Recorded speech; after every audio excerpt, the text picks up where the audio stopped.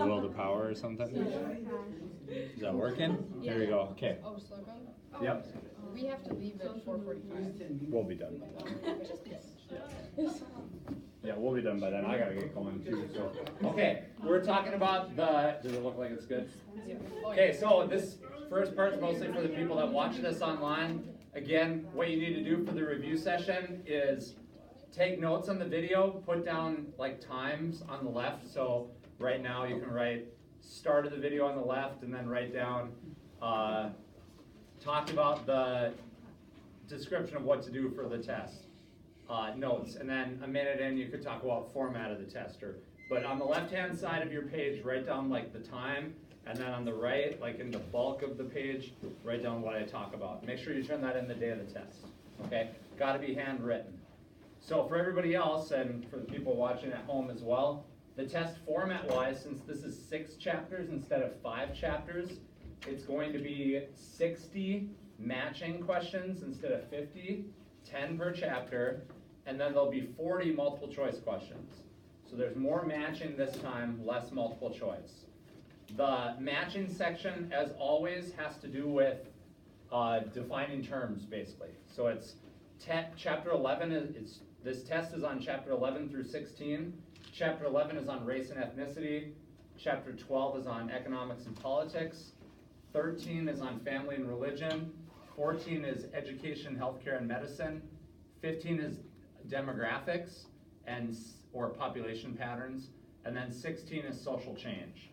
So I try to, as much as possible, again, have roughly the same number of questions per chapter. So for the remaining 40 multiple choice questions, probably about, 7 questions, 6 or 7 from each chapter will be on the test, okay? So, give me a second to load this up so I can look at it for a guide, but as I'm loading that up, let's talk about chapter 11. We'll start with material from that first. Chapter 11 deals with race and ethnicity, so let's start first off with defining some of those terms. What does the term race mean? In the sociological sense, what are they talking about when they use the term race? But just broadly, what are we talking about, like the economy? Are we talking about plants? What does race refer to? Like a category of people. Yeah, people. So it's a category of people that share physical characteristics which society deems as important. And then society uses those characteristics often, according to conflict theorists, to differentiate and rank people according to value.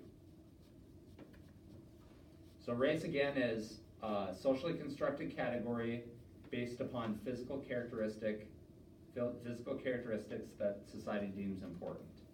Now, ethnicity refers more to a shared cultural heritage.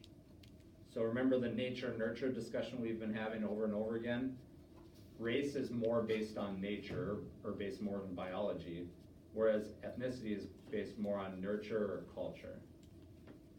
One other idea they talked about a lot in the text there was prejudice and discrimination. So what's the key difference between prejudice and discrimination? Prejudice is the thought, discrimination is the act. Yep. Prejudice is an attitude or a set of beliefs, thoughts, cognitive processes, whereas discrimination is an action that is motivated by prejudice, right? Okay, we also talked about what stereotypes are and what racism is. So what is a stereotype and how does that differ from prejudice? Stereotypes can be good. So stereotype is a broad generalization about a category of people. That might result in like good things for them, good treatment of them. But prejudice is negative. So stereotypes can be neutral or positive. And then we discussed racism in some historical context and how that relates to the idea of scapegoat theory and scapegoating. So the classic example of scapegoats that people always talk about is Adolf Hitler and his view of the Jewish people, right? So in his view, the reason that The Germans lost World War I and were forced to sign the Treaty of Versailles in 1919, which treated them super harshly and was unfair, was because weak individuals kind of sold out the Aryan race, and the primary weak individuals that kind of did things to throw everybody else under the bus were the Jewish people, right? So the Jewish people were the scapegoats for the Nazis. They're people that are scapegoats are people that are unfairly blamed for someone's problem. And then the Nazis held racist attitudes against the Jewish people. So in short, racism is the unequal treatment of people because of prejudicial beliefs based upon race. Okay, and then all of this, not just where as it relates to issues of race and ethnicity, but if you talk about gender or religion or other social status, if you're part of a group that's selected based on some status and that is lower in the power hierarchy in a society, what's the term they use for that group? Minority.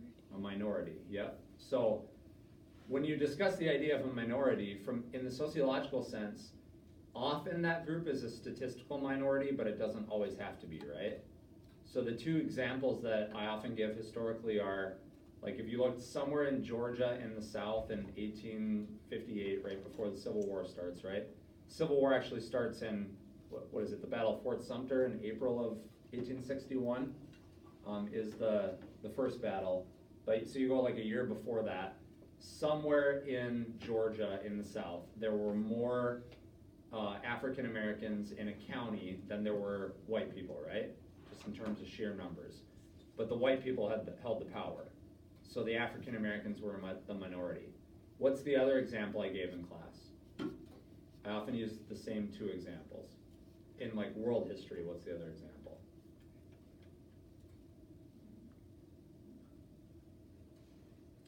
The British Raj in India, in Imperial India. So you have like probably 50,000 British people controlling like 20 million Indian people in that early, probably more than that actually, probably more like 120 million people in the early 1800s, right?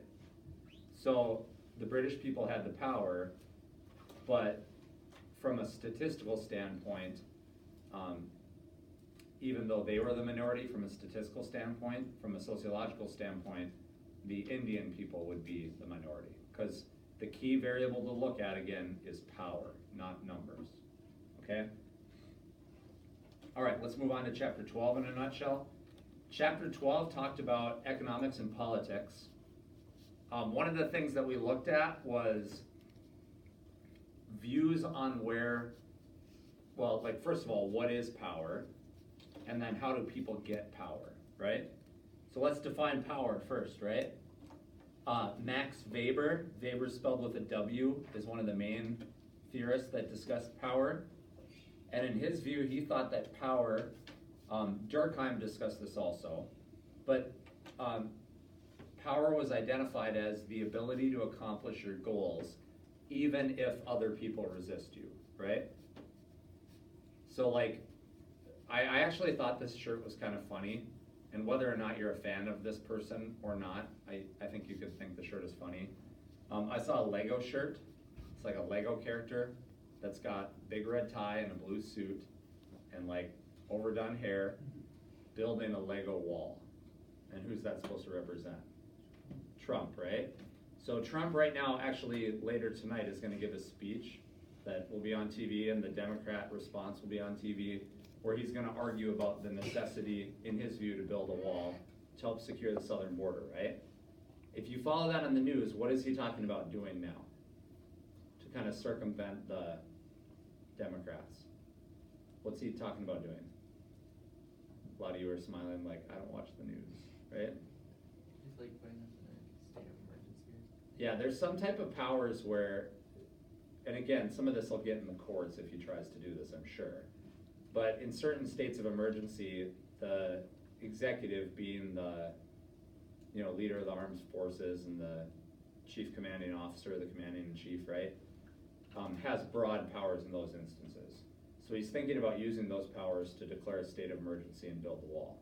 A lot of people are resisting him, right? I mean, he did win the election, so there's a lot of people that voted for him. But a lot of people are resisting him, and he's still able to do a lot of the things that he wants to do. That's power, okay? My daughter wanted to, this is more of a micro perspective, my daughter wanted to eat with the neighbor kid. Like Jude and the neighbor kid were playing quite a bit on Sunday. And the neighbor kid asked Natalie, do you want to play too? And she said, no, I'm going to stay inside and play Little Big Planet with Mama. Has anybody heard of Little Big Planet for PlayStation? So then 2 hours later, the neighbor kid comes over and says, hey, do you want to come and eat supper with us to Jude, right? And then Natalie hops up and is like, I want to come too, I want to come too. I said, you weren't playing with him for the last few hours. He didn't invite you directly, you have to stay home. She lost her mind. Biggest freak out I've ever seen. This house is a prison. You don't love me. Just screaming. And then I was laughing because it was so ridiculous, the rhetoric she was using, so she got mad, started throwing stuff, kicking the wall. I'm like afraid she's gonna hurt herself or break something. So I literally put her in a cross-face cradle, it's a wrestling move, and held her down and said, you cannot punch stuff, you're gonna hurt yourself, whatever.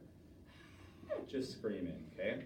So I have power over her because I am able to make it so she has to do things she doesn't want to do or can't do things that she wants to do, right? Now, should I as a parent have power over my daughter, yes or no? Yes.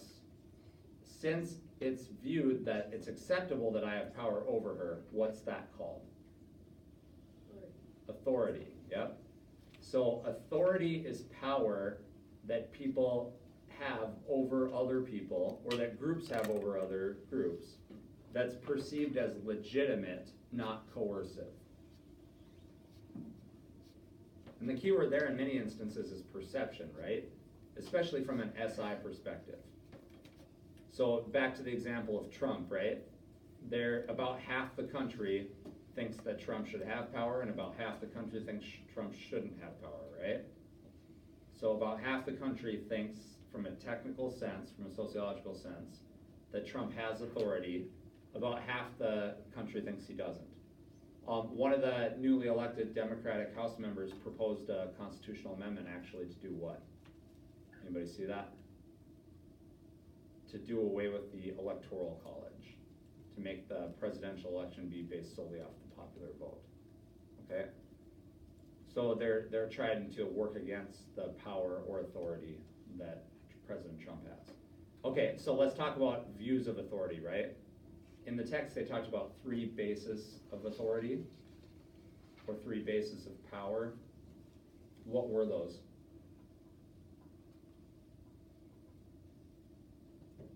I'll give you one of them. One of them is called traditional authority. It's the basis of authority. And traditional authority is like authority that's based on long-standing practices and shared beliefs. So the idea that a king should have power, that there's a monarchy, that parents should have say over their children or whatever, that's primarily based off traditional authority. What are the other 2 types? Rational, legal, and charismatic. Rational, legal, and charismatic. What you notice with people is often they have a combination of those 3 things, right? So in the case of a parent, or let's even just use a teacher for example, we have had teachers and students are supposed to listen to teachers, and there's kind of a practice of that going on for a long time, right? That's traditional authority. There are laws that say, and school policies that say you're supposed to listen to reasonable requests from teachers, right? So that's rational, legal. And then some teachers, hopefully, a lot of teachers, get inspired by their students, like the students see the teacher as like an expert and they're trying and they have a measure of respect. That's charismatic authority, okay? So charismatic authority often in the United States is like what gets you elected. That's what you need to actually win elections. People have to identify with you and jive with you a little bit, right? But once you get power, once you become the president, your authority is more based on laws, the Constitution, stuff like that, then it's more rational legal. You still have a measure of charismatic authority and maybe still a measure of traditional, but it's more about rational legal at that point. Okay, what is, when we talked about the economy, we talked about the three sectors of the economy. What were the three sectors of the economy? Primary, secondary, tertiary. Primary, secondary, and tertiary is correct. Yep. Primary, secondary, and tertiary. So primary is where you actually take the resources from the ground, like from the earth, and harvest them or mine them. You're just getting the resources. So mining is an example of primary economic activities. Farming, cutting down wood like logging, fishing, those would be all examples of primary sectors of the economy. What's the next one? Secondary is the second one. That's taking those raw materials and making them useful for people. So if you work in like a mill, General Mills, you know, they sell a bunch of cereal. You look at, there's a little logo on, is Trix General Mills? I wouldn't know because, you know, they're for kids, right? No. Oh, there you go, okay. Right? But yeah, General Mills, that's in Minneapolis, and they like take all the wheat and combine it together and turn it into cereal, right? Thank you. So that'd be the secondary sector of the economy. And then the third sector is called the tertiary sector, Tertiary, I believe. T-E-R-T, yeah, Tertiary. So that's services, okay? So we talked about also the difference between white collar and blue collar occupations. Which one of those two is more aligned with the tertiary sector? White collar, yep, definitely. A lot of blue collar ones would be secondary, some of them would be tertiary, but definitely white collar is more tertiary. Okay, so if you have a white collar occupation, they'll call that like a profession, not just a job. Like a profession is a white collar occupation that has a lot of prestige tied to it, okay?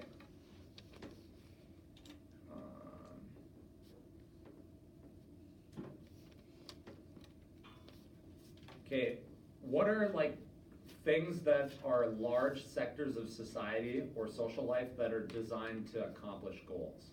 Like medicine, education, the military, what's the term for those things? Social institutions, yep.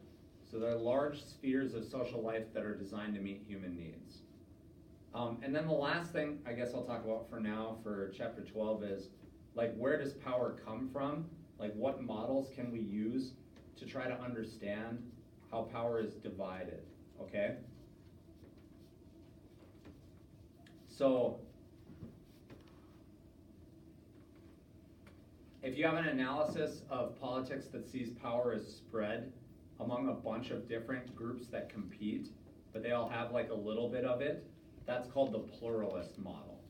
And there are other different models for trying to understand how power gets distributed, but the one that says basically everybody has a little bit of power, that's the pluralist model. The power elite model basically says that the only people that really have power are the rich, or the upper class people. Okay, let's move on to chapter 13. That's on family and religion. So when you talk about family again, from a functionalist conflict perspective, they don't just mean my family or your family. Like, they're not just talking about, you know, Todd, who's your dad, right? So, yeah, or whoever both of you look up at the same time. Yeah. They're talking about like all the families, okay? From a macro perspective, when they say the family, that's the social institution. And then what does it do, okay? What's the responsibility of the family? The text basically focused on two things in the definition. So what is the family? It's the social institution that does what?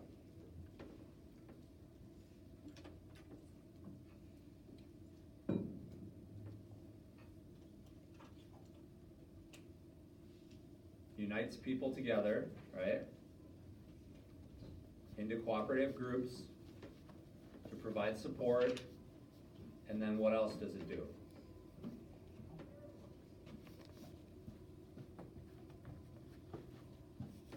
It oversees the bearing and raising of children. Yep. So uniting people together in cooperative groups and then overseeing the bearing and raising of children. Okay. So let's talk about religion then. What's the definition of religion as a social institution?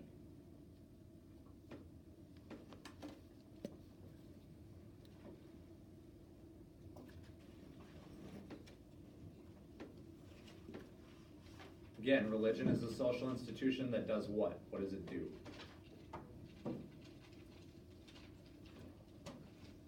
And you got to go back to Durkheim to understand this. Remember, Durkheim talked about two terms to analyze religious beliefs, right? He called it the profane and the sacred, right? So the profane is everyday, normal routines, like getting up, sleeping, going to bed, going to work, driving to work, all that stuff. Whereas the sacred were unique, special things that inspire a sense of awe and devotion that kind of rise above the profane. So to Durkheim, religion was the social institution that provided people with a deep sense of meaning and purpose around issues of the sacred. And you know, you guys have the take-home essay, and it's a column from New York Magazine where Andrew Sullivan basically says if you want to understand how people think today regarding like politics, you have to understand it from a religious lens. So religion in the sociological sense doesn't have to be like formal in a sense. It's not like you have to have a church with a pastor or a mosque with a imam or whatever. You can have religious experiences that aren't formalized in religion. So some people that are like really into celebrities, for example, if you look at them at a concert and they like are at the concert and they've been wanting to see them for a while, their hands are up, they're like, right? Like it's a religious like experience for those people, right? So they're responding as if they've like met their savior at some level, okay? And that's what he talks about in the text a little bit. He says on the right, it's like the cult of Trump, basically. On the left, it's, you know, social justice warrior. If you want to be pure, you have to, you know, check your privilege, all that kind of stuff. So for your take-home essay, you have to say if you agree or disagree with his analysis and explain why in a nutshell. Okay? All right, so profane, sacred, religion, family. Let's talk about how people measure intensities of religious belief. What's the term sociologists use to try to understand the intensity of somebody's religious belief? Religiosity, okay? Now, in the United States and in a lot of the Western world, we have seen a decrease in formalized religion. If you read the article for our take-home essay, Sullivan is arguing that people aren't really becoming less religious, they're just shifting away from traditional religious beliefs. So that process of shifting away from religious beliefs, where the institutions that address the sacred are less important, is called what? What's basically the opposite of religion? So the process by which religious institutions and values lose their importance is called what? Secularization. Yep. So like, I'll tell you a story or just a couple analysis. Like, it's more acceptable for people to live together before they get married than ever before, right? 40, 50 years ago, if you wanted to live with your boyfriend or girlfriend before you got married, that'd be like really bad, right? Okay, so I heard this story once where this guy was telling his mom that this girl was just his roommate. They weren't really dating. So the mom was, this is kind of a story to prove a point. So the mom like was skeptical, and the guy is like, yeah, I know it looks like we're dating, but we're not, we just live together, you know, she's my roommate, whatever. So the mom decides to do this little experiment, and then the girl is like, I can't find like our plates, like the plates that we use. I can't find this plate that I like to use the best, right? And then she just can't find the plate, whatever. The guy calls his mom and says, look, I'm not saying you took this, but I just want to know, like, have you seen it? Maybe you took the plate by accident. And the mom's like, well, that's interesting because I put the plates under the sheets in her bedroom 2 weeks ago when I was here visiting. If you actually really were just roommates, she would have found those plates, right? That was kind of an interesting story. So that mom's kind of hardcore, huh? Right? Is that mean? No, because it's none of her business. Because it's none of her business? Yeah, okay. Yeah, so again, like today it's viewed as more socially acceptable. It's actually tied with less likely outcomes for marriage success. Like that surprises people. Like if you live together before you get married, you're more likely to get divorced than if you don't live together before you get married. What's his name? Dr. Wilcox at University of Virginia writes a lot about that.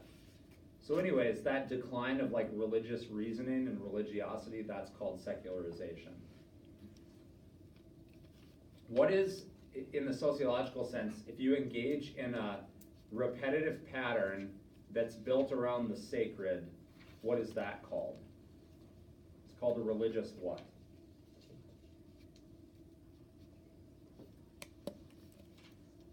It's called a religious what? Starts with an R also. Ritual? Yeah, ritual. Yeah. So baptism, praying 5 times a day facing Mecca, mantras in Buddhism and Hinduism where you say chants over and over again, those would all be rituals. Okay, I actually opened the section for chapter 15, so I'm going to skip to chapter 15 just so I don't have to load the new thing. So we'll skip chapter 14 for now. All right, and let's talk about chapter 15. Chapter 15 is on population patterns and demographics. So demographers study population trends to try to predict what's going to go on in the world. One of the trends they study is the difference between small towns and big towns.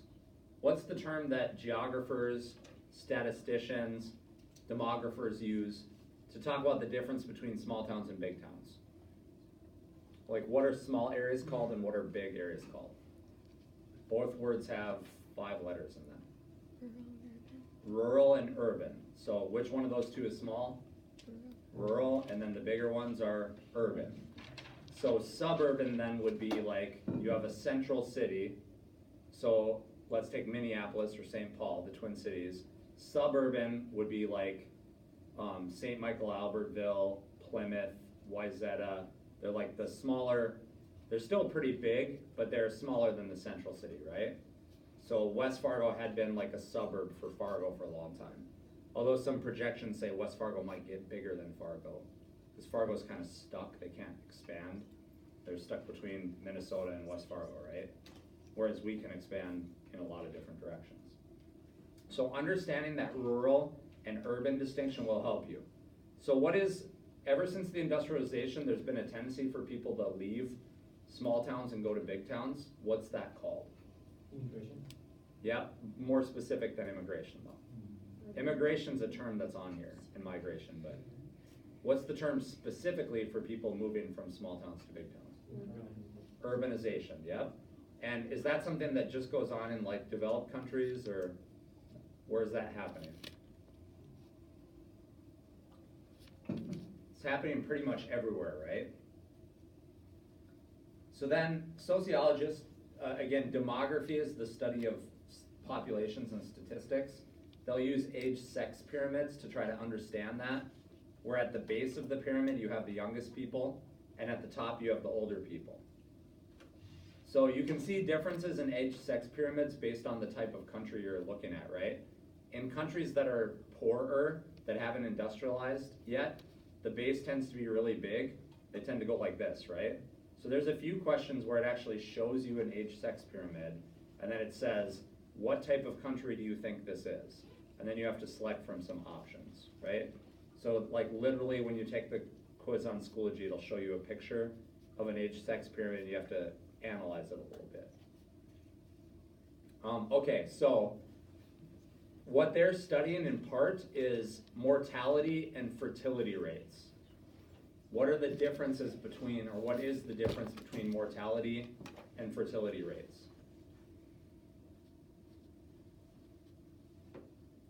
Mortality is like the instance of death.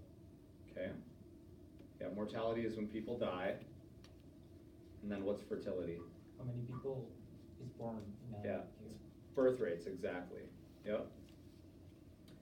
Okay, and then the last distinction I want to talk about for this chapter is the difference between Ferdinand Tani's ideas of Gemeinschaft and Gesellschaft and Durkheim's ideas of solidarity, which he called mechanical and organic solidarity, okay? So, Tani's talks about Gemeinschaft and Gesellschaft, whereas Durkheim talks about solidarity. Again, it's mechanical and organic. Now, Gemeinschaft has an M in it, and it's similar to mechanical solidarity because it has an M in it. So that's how I remember that those two are more closely related. Whereas Gesellschaft is more related to organic solidarity. And this is kind of a dumb analogy, but people try to sell organs on the black market, right? Have you heard of that before? So like the, I don't know, urban legends. Maybe this has happened before. I guess I don't know if this really, I've never heard of an actual case of this happening, but you like wake up in a hotel and your kidneys are gone, Oh, yeah. and you got a note that says, call 911, right? Okay. You sell organs on the black market, right? Organic solidarity, Gesellschaft related. Anyways, Gemeinschaft is Tani's idea that says that bonding in small towns is based on basically a bunch of primary groups. So it functions almost like a family. So the example I use for that is I went back to my hometown. My cousin Carrie got married in September, and like I saw somebody at the gas station, they like say hi to me. I see this other lady that you've heard the story about when I got in a fight in high school. Like her son was the person I got in a fight with. He was like my best friend throughout high school. She like gives me a hug and starts crying because she hadn't seen me for a while. It was like that sense of community that you see in those small towns. That's Gemeinschaft. Now in Gesellschaft, to Tani's, there is no bonding. It's not really a sense of bonding people have. In bigger towns, people just use each other to like sell stuff or to accomplish their goals, right? You guys gotta leave or what? Yeah. Yeah, that's fine. Can I get a pass? You need a pass. You're going to practice? I was gonna say take the pony, but that wouldn't make sense, right? Take the point.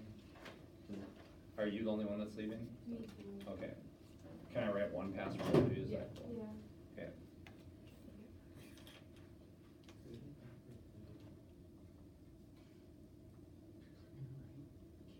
Okay, hold on one second, guys. Sorry.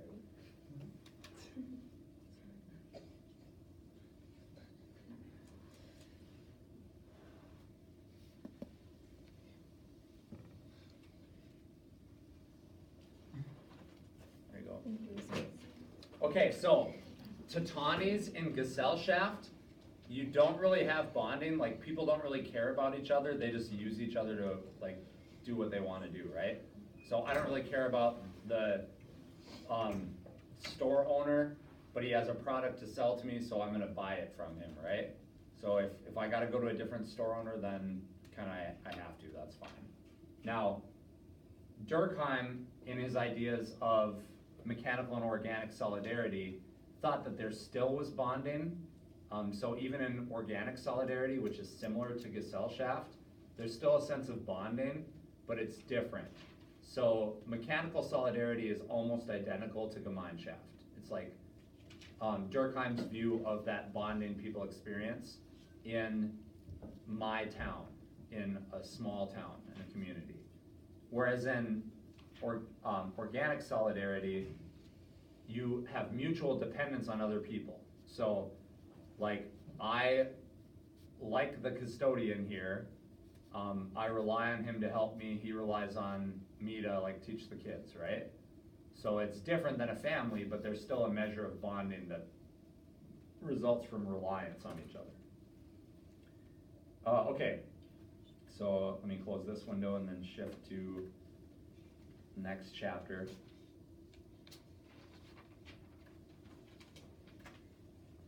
Okay, chapter 14, again, I opened them in different orders, so that talks about education, health, and medicine.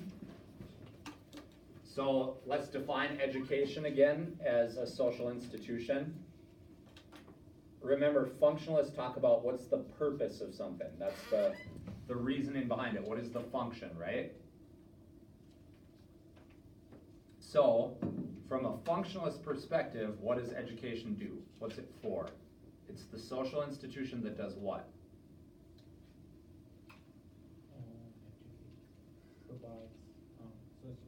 Provides knowledge and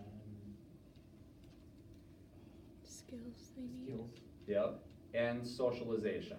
Okay, socialization. Remember we talked about the main agents of socialization? Education is one of them. So it provides broad knowledge, skills to prepare people for like life in the workforce, and socialization. So, what's the difference then from a sociological sense between the term education and schooling? What is schooling in essence? Like formal instruction from teachers. Yeah, it's the formal instruction people get from teachers that are trained specially for the purpose of education. Okay, what is literacy rate then?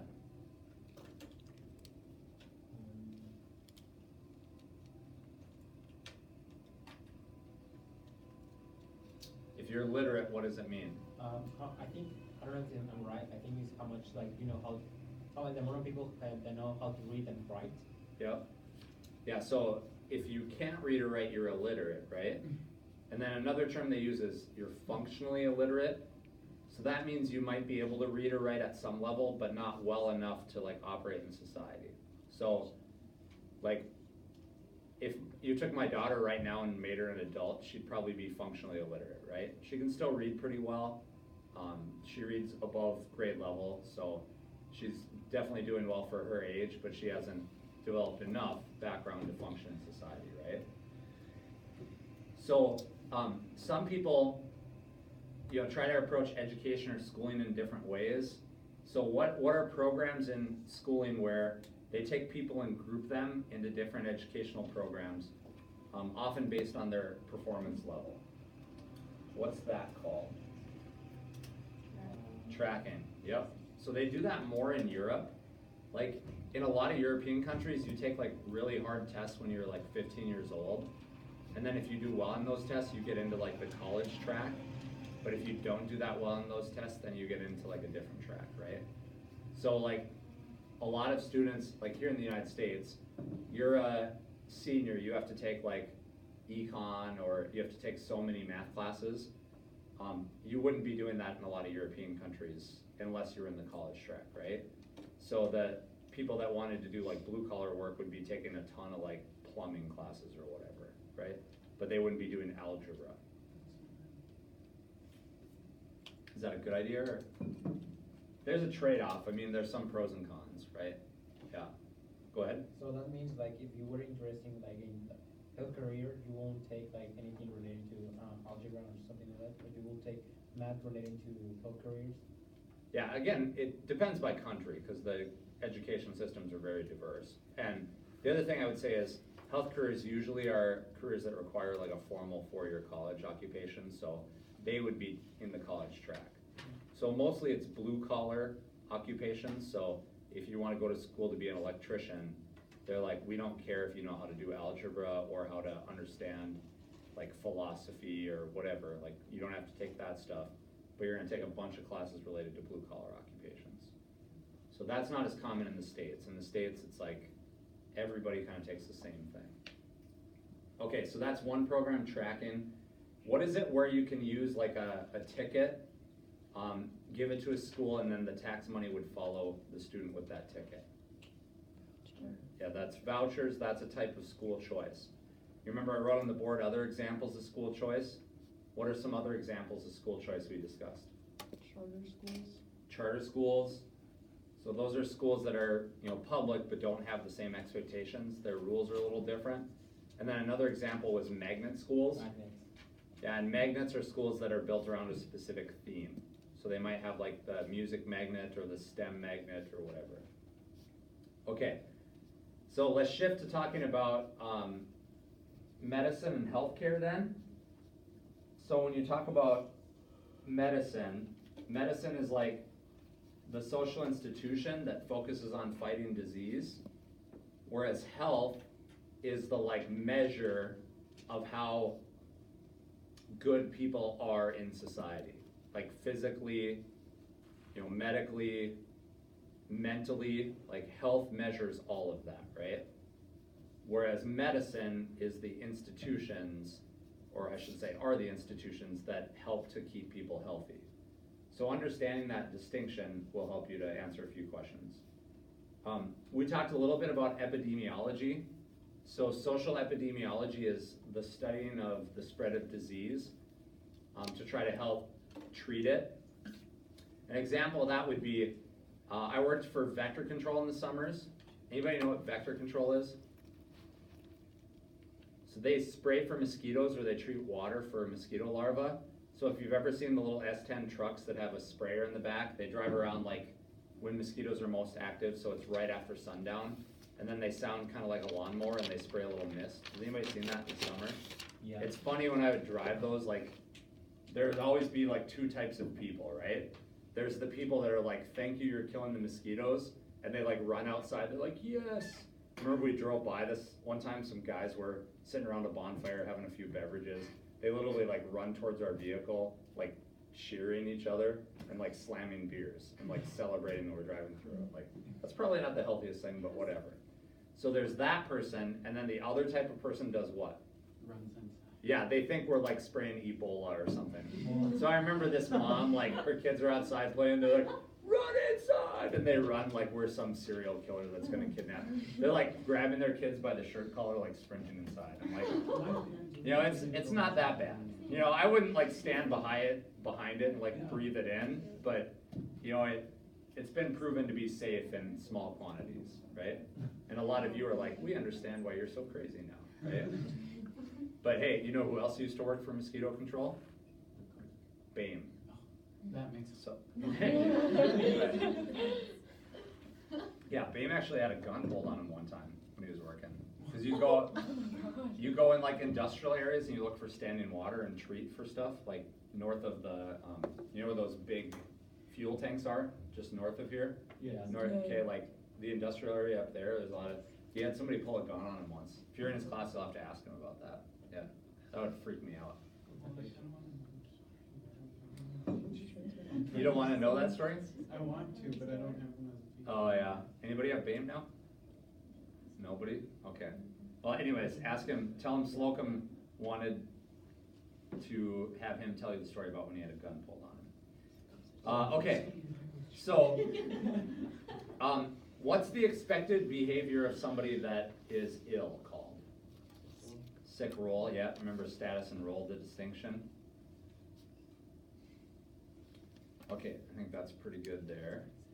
And then the last one, chapter 16, we'll discuss here a little bit, and then I'd say probably about 10 minutes and then we'll be done. Chapter 16 is on social change. That's a chapter we didn't really go through that much in class. I did a little bit on it today.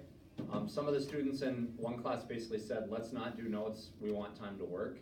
So then I gave people time to work instead. So you're more responsible for understanding chapter 16 kind of on your own. So I would do the practice quiz, read the chapter thoroughly, all that stuff. So what is the transformation of culture in a social institution over time called? It's called a social what? Social change, yeah. So you look at that chapter summary page, you'll get most of the definitions on there. What is an organized activity that encourages or discourages social change? Right. No, talked about them today. Social No, you're, movement. social movement, yep, you're being too specific, social movement. So we talked about the 4 types of social movements according to Aberle's analysis. Alternative, reformative, revolutionary, and redemptive, right? And the 2 variables you look at are how many people are changed and how much change do they want in those people. So we just did notes on that today. For the sake of time, I'm not going to go through those 4, but you can look them up, right? Alternative, redemptive, reformative, and revolutionary, okay? We also talked about different theoretical approaches to understand social changes. So the social changes that emerged as a result of the Industrial Revolution, those are called modernity. So it's modern, I-T-Y, modernity. Modernity, yep. They're the social changes and patterns that resulted from technological innovations. And it's not just like now we have cars, right? Or now we have cell phones. There are behavioral expectations that are tied to our ability to go from place to place or communicate more effectively. Those emerged as a response to modernity. Now, if you read the text, they use a couple of different theories to try to explain and understand modernity. One is called mass society theory. The other one is called class society theory.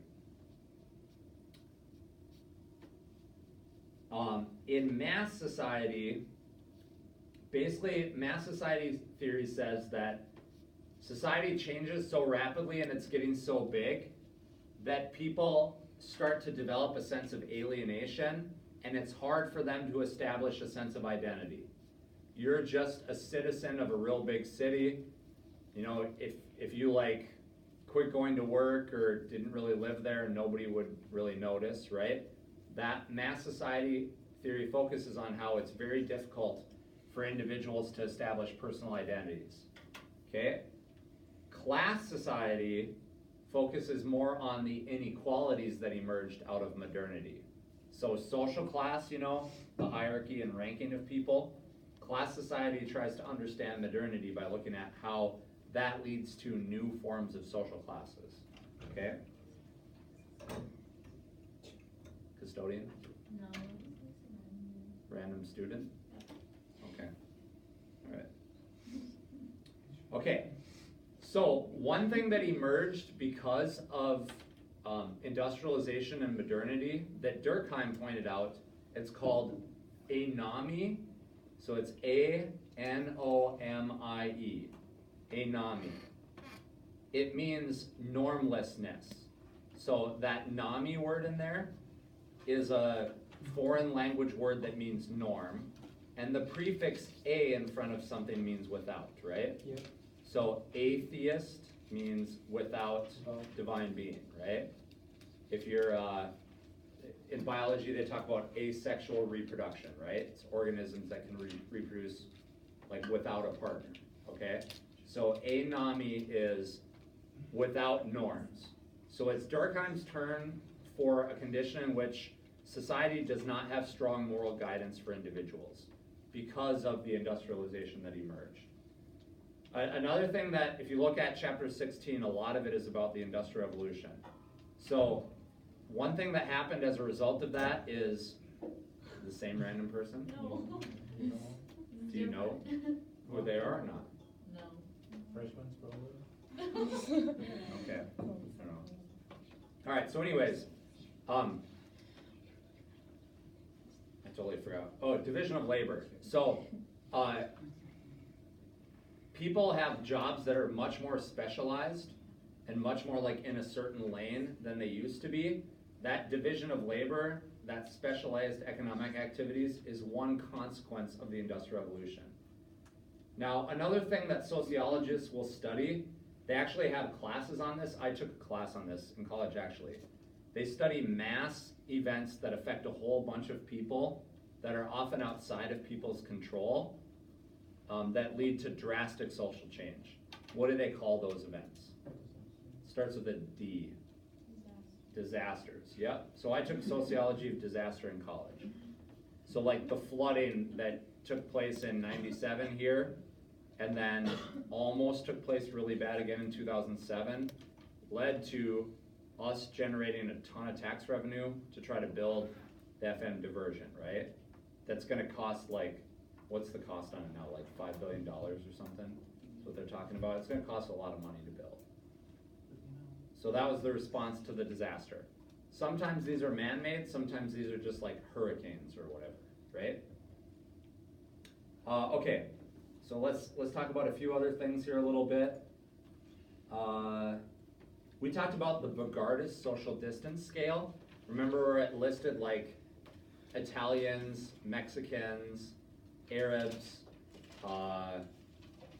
Americans. It had like all the terms and the dots. It was in the text. I think I projected it for a second to show you. And it basically gave you an average score of whether you would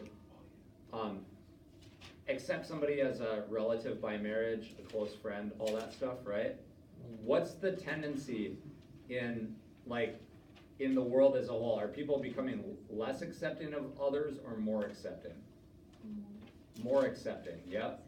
But there are things that can happen that make people less accepting. So if you look at the text, the graphic they have has data from like the end of the year in 2001, right after the September 11th attacks, right? So how do you think that affected the average American's view of the term Arab or Muslim? Like positively or negatively? Negatively, yep. So you'll see that that's research that's related to what's called social distance, okay? What's the difference between a welfare state and state capitalism?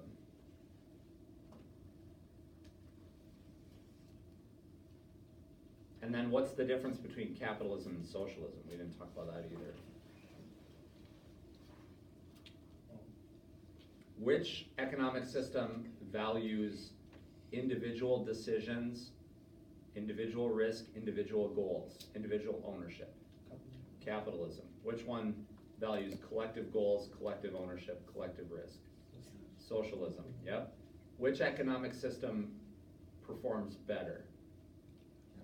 Capitalism, like hands down. Which one has less inequality? Socialism. Socialism, but the standards of living are always substantially lower in socialistic society.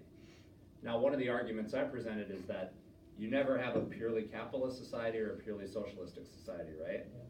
So state capitalism and welfare programs, or the welfare state, are kind of middle grounds, right? So in state capitalism, you still have private businesses that are owned by individuals or corporations or whatever.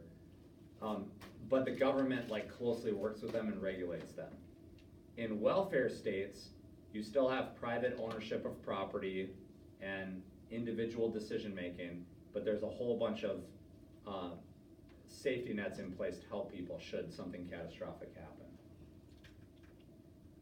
Okay, now, just looking through a lot of the discussion here, there's quite a few questions where it says a social exchange analysis of the economy, or a functionalist analysis of the family, or conflict theorists would believe that, right? And then you have to figure out which quote matches the logic of those four main perspectives, right? So I'm going to do a brief, just kind of summary of those perspectives again, and then maybe give you one or two examples. Functionalists think that it's a macro perspective that thinks everything society has a purpose, and it exists to promote solidarity and stability. So functionalists have a more positive view of social institutions, right? Now, conflict theorists think that everything exists to oppress the minorities, okay? Exchange theorists believe that individuals kind of weigh the pros and cons when they decide whether or not they're going to engage in a pattern of interaction, and those pros and cons lead to decisions that from the bottom up build society. SI theorists focus on how people perceive their reality and how that perception leads to decisions being made. So be able to apply those quotes, those theories, to examples of the family, of the economy, of social change, all kinds of stuff. Okay, we also talked about affirmative action a little bit. That relates to a little bit in chapter 11 on race, but also in education. What is affirmative action?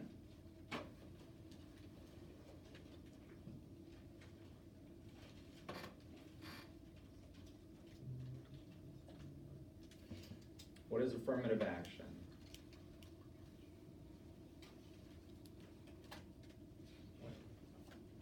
Like having like a set number of like minority groups get into a program. Yeah, so that's one example of it. So affirmative action, it's programs and policies and practices that are designed to encourage diversity in education programs or the workforce for a variety of different reasons. Sometimes it's to correct past wrongdoings, right? So take groups that historically haven't had as many opportunities and try to give them an edge, right? Sometimes it's to encourage diversity. Like the video we watched in class, well, we don't want to have just like, let's say, white women in this program, so we're going to have scholarships for black men to try to encourage them to take these classes or whatever. Both of those would be examples of affirmative action.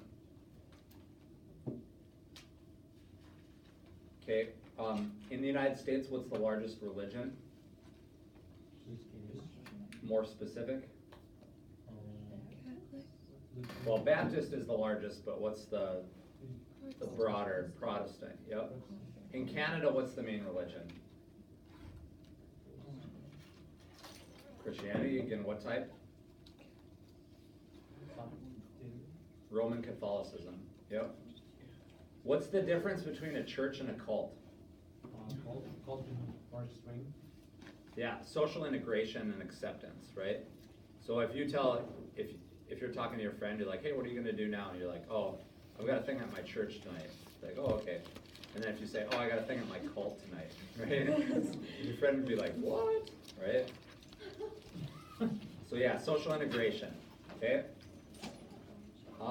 Yeah, there's just a lot of, again, I'm looking at these questions, it's like, which theory of social change, according to functionalists? Oh, last thing, I didn't talk about this at all. Feminism, this is in chapter 16. And it relates a little bit to gender also, but there's a variety of different types of feminists that argue for social change. You've got the liberal feminists, the radical feminists, and then the socialistic feminists. So be able to differentiate between those types. And then also we talked about demographic transition theory a little bit. Be aware of that too. So then there's just some other random things on here about like, what are some of the main causes of death in the United States? I talked about what largest religion, what ethnic groups are the most common, which racial or ethnic groups have the largest incarceration rates or like single motherhood rates. How much housework do men do versus women in the household? Spoiler alert, women do more, right? Okay. Why do you think that is? Yeah, social expectations, number one. Number two, I think the average man tolerates more like messiness and dirtiness than the average woman. Okay? Okay, that probably has to do with something with personality, but I mean, there's a lot of different reasons. Okay, so that's the test in a nutshell. Again, it's 100 points. So 6 sections of matching in groups of 10, and then the remaining 40 are multiple choice, okay? All right, if you have any other questions, you can ask me.